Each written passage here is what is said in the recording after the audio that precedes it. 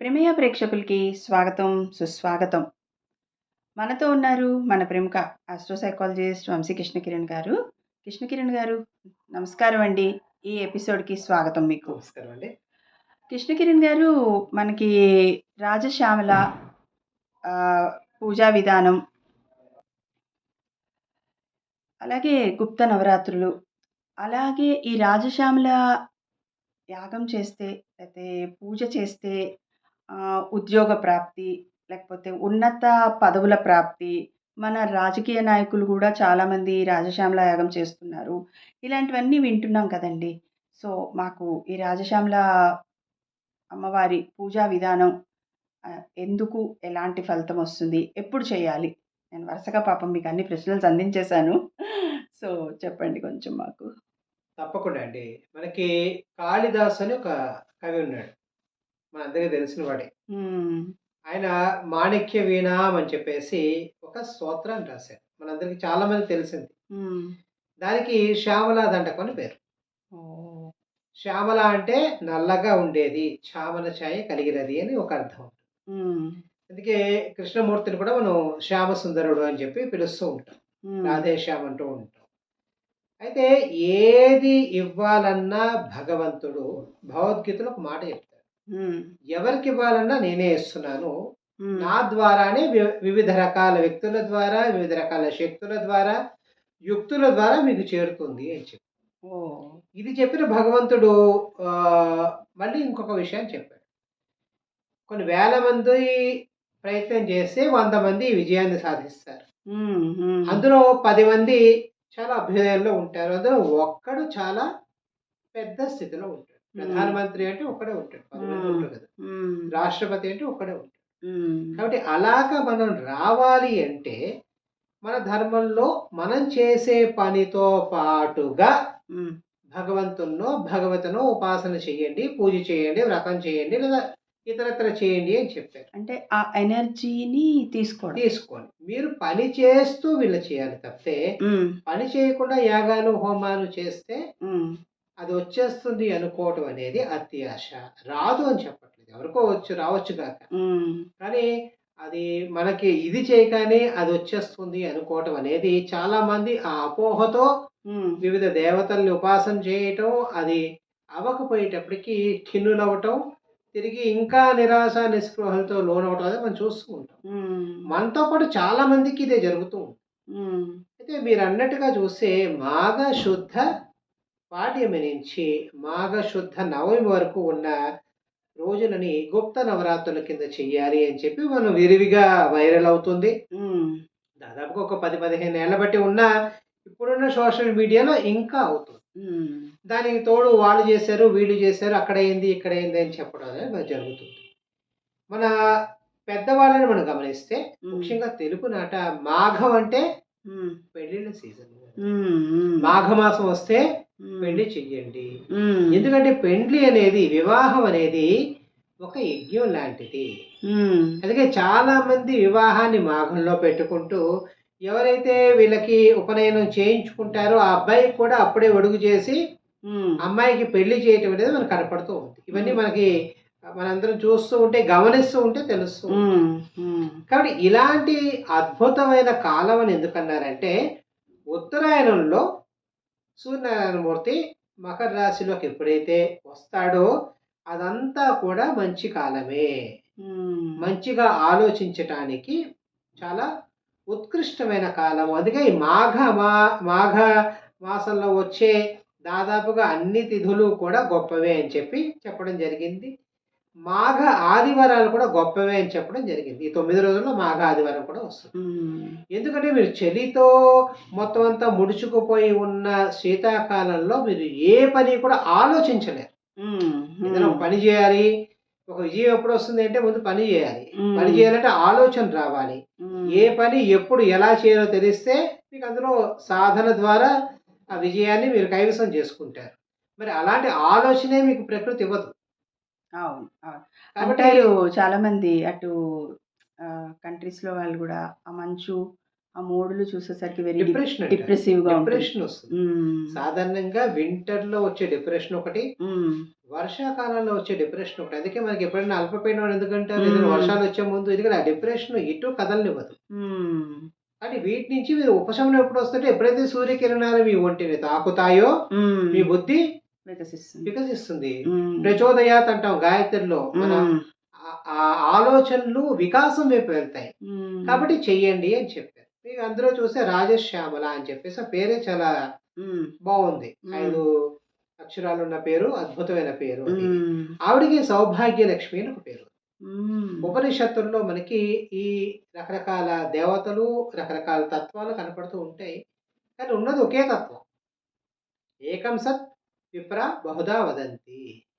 ఒక కోణం నుంచి చూస్తే మీకు ఒక శిల్పం ఒకలాగే కనపడుతుంది. అన్ని కోణాల నుంచి చూస్తే అన్ని రకాలుగా శిల్పం ఒకటే. హ్మ్. మీరు వాడే, మీరు మారే ప్రదేశాన్ని బట్టి అది మారుతూ ఉంటుంది. అలాగే స్త్రీ రూపమైన దేవతని, అమ్మవారిని, ఆ శ్రీమూర్తిని మనం రాజశ్యామల కింద, సౌభాగ్యలక్ష్మి కింద ఆరాధన చేయటం అనేది మనకుంది. హ్మ్. ఎందుకు సౌభాగ్యలక్ష్మి కింద ఆరాధన చెయ్యాలి? ఎందుకు రాజశ్యామల కింద ఆరాధన చెయ్యాలి అంటే, రాజయోగం ఇస్తుంది.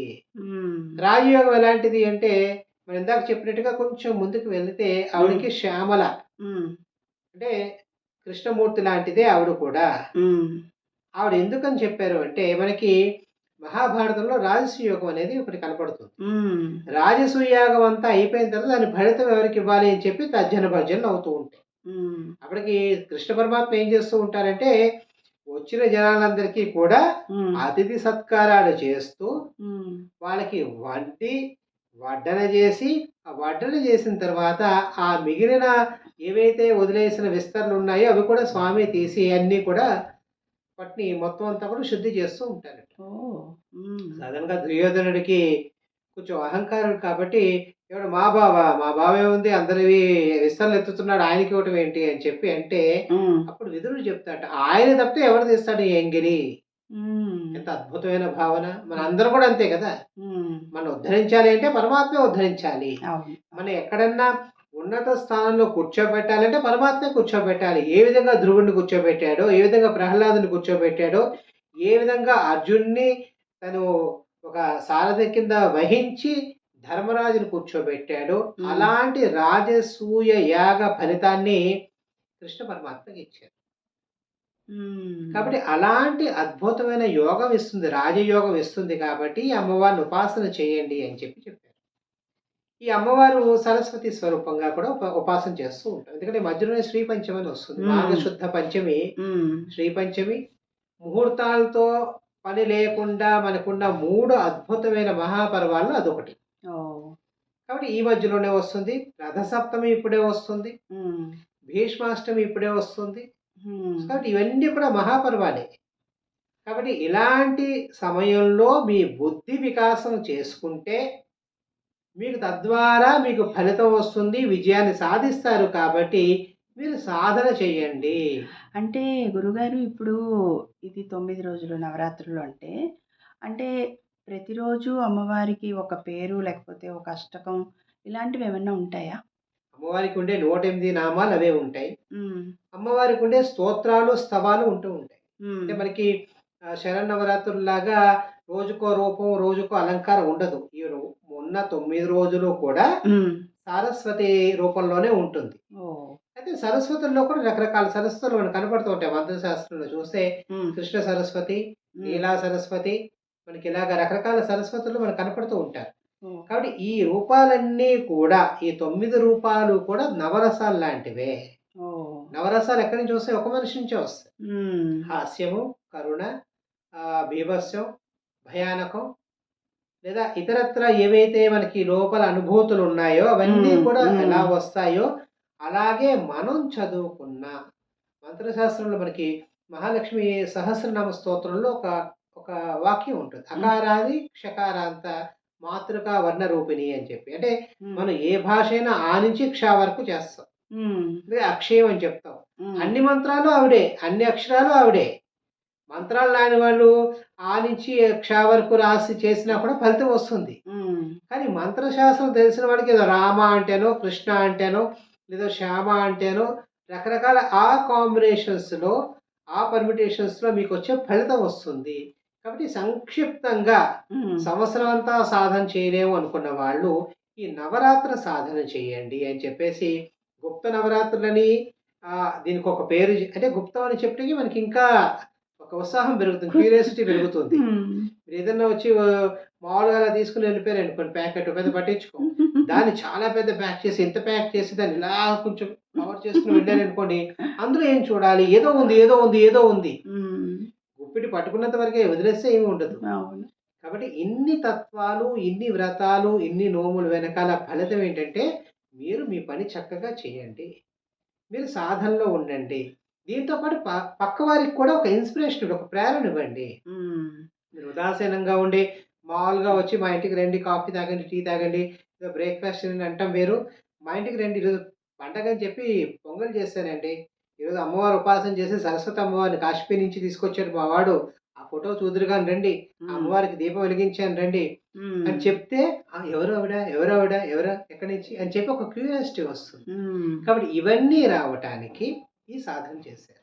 మీ ప్రశ్నలో ఇంకో భాగంలో ఈవెన్ 108 మామూలుగా చేసే సరస్వతి నామాలతోనే మనం అర్చన చేయొచ్చు. హ్మ్. లక్ష్మీ నామాలతో అర్చన చేయొచ్చు. అది కాకుండా మనకి హ్మ్. రాజశ్యామల అష్టోత్తరం దొరుకుతుంది. ఓహ్! దాంతో కూడా అర్చన చేయొచ్చు. అమ్మవారికి తెలుపు రంగు అంటే చాలా ఇష్టం. హ్మ్. తెలుపు అంటే స్వచ్ఛత. హ్మ్. కాబట్టి తెల్లని పుష్పాలతో ముఖ్యంగా అపరాజిత పుష్పాలని దొరుకుతాయి. శంఖ పుష్పాలు. అంటే 9 రోజులు అవే పుష్పాలతోటా? 9 రోజులు చేయొచ్చు. ఓహ్! 9 రకరకాల ఏ పువ్వైనా కూడా భగవంతుడు చేరాలని కోరుకుంటుందట. హ్మ్. కాబట్టి మీరు ఏ రకం తెల్లటి పుష్పాలు దొరికితే వాటితో చక్కగా హ్మ్. మీరు అర్చన చేయండి. హ్మ్. చక్కగా దద్దోజనాన్ని నివేదన చేయండి. పెరుగన్నాన్ని నివేదన చేయండి. హ్మ్. మీకొచ్చిన స్తోత్రం చేయండి. లేకపోతే ఏమి లేకపోతే అమ్మవారి రూపాన్ని ధ్యానం చేసి సరస్వతియే నమః అనుకున్నా హ్మ్. మీకు పనవుతుంది. ఎందుకంటే మనం మొదలుపెట్టడమే కాళిదాసుతో మొదలుపెట్టాం. హ్మ్. కాళిదాసు పశువులు కాసుకుంటూ ఉండేవాడట. హ్మ్. మరి అలాంటి వాడినే కరుణించింది అన్నప్పుడు, మనం కోరి ఏదన్నా ఒక ఫలితాన్ని చేరాలని చెప్పినప్పుడు మనకు సంకల్పానికి వికల్పం కలగకుండా చేసే శక్తిని మాకిమ్మా. మాకు దాన్ని ప్రసాదించు తల్లి అని చెప్పేసి, నాలో సద్బుద్ధి రావాలి. మనందరం వింటూ ఉంటాం కదా! అవును. అందరూ బాగుండాలి, అందులో నేనుండాలి అన్నట్టుగా హ్మ్. అందరిలో కూడా ఆ సద్బుద్ధి రావాలి. ముఖ్యంగా విద్య అనేది చాలా అవసరం. అవసరం ఎందుకంటే అవిద్య మూలాంచి చాలా రకాలమైన మనకి అవమానాలు జరుగుతాయి. హ్మ్. రకరకాల ప్రమాదాలు జరుగుతాయి. అవును. కాబట్టి మాకు తెలీదు. ఇప్పుడు చూడండి కాల్ ఏదో వస్తుంది. మనం అటెండ్ చేస్తాం. ఏదో సగంలో కట్ చేస్తాం. హ్మ్. దాని గురించి లాస్ వచ్చింది నాకు తెలీదంటే కాదు. అవును. అవును. కాల్ తీసుకోవడమే మీరు చేసిన తప్పు. హ్మ్. కాబట్టి అలాంటి నాకు చక్కటి స్ఫూర్తినివ్వు. చక్కగా నాకు ప్రేరణనివ్వు. నా మూలాంచి తెలిసి తెలియకుండా ఎటువంటి తప్పులు జరగకుండా ఉండు. ఇది వ్రతంలో ఉన్న మనం తీసుకోవాల్సిన సారాంశం. కాబట్టి మీకు కుదిరిన వాళ్ళందరూ కూడా చక్కగా వ్రతాన్ని చేయండి. మన భాగ్యనగరంలో అద్భుతమైన సరస్వతి గుళ్ళున్నాయి. చక్కగా మీకు కోరిన రోజున, మీకు తీరిన రోజున మీరు చక్కగా దర్శనం చేసుకోండి. ఇంకా మీకు ఓపిక ఉంటే ఈ అభిషేకమో లేకపోతే సహస్రనామార్చన చేసుకోండి. అందరితో సుభిక్షంగా ఉండాలని చెప్పి కోరుకోండి.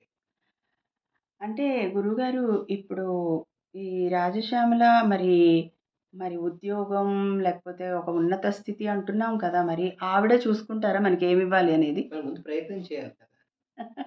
అంటే హ్మ్. మనం అంటే చాలా అంటే ఆ! చాలా సింపుల్‌గా తీసుకున్న హ్మ్. స్టీవ్స్ గాని లేదా ఎవరైతే పెద్ద పెద్ద బిల్ గేట్స్ లాంటి వాళ్ళు కూడా వాళ్ళ ప్రయాణం అంతా కూడా హ్మ్. ఒక్క అడుగుతోనే మొదలవుతుంది. హ్మ్. హ్మ్. అందుకే హ్మ్. కొలిచిన ప్రతి వారిని కరుణిస్తుందా అంటే మనం ప్రయత్నం చేయాలి. హ్మ్. ఆ ప్రయత్నం చేస్తే ఆ కరుణించే వాళ్ళు మనమే ఉంటాం. హ్మ్. సో, మనల్ని పిక్ చేసుకొని ఫలానా వాళ్ళని ఈ ప్లేస్‌లో పెట్టాలి. ఈ ఉన్నత స్థానంలో పెట్టాలి అని చెప్పి ఆవిడలో సంకల్పం వస్తుంది. అలా అని లేని వాళ్ళకి కూడా తృప్తినిస్తుంది. హ్మ్. అమ్మవారు నామాల్లో చూస్తే హ్మ్.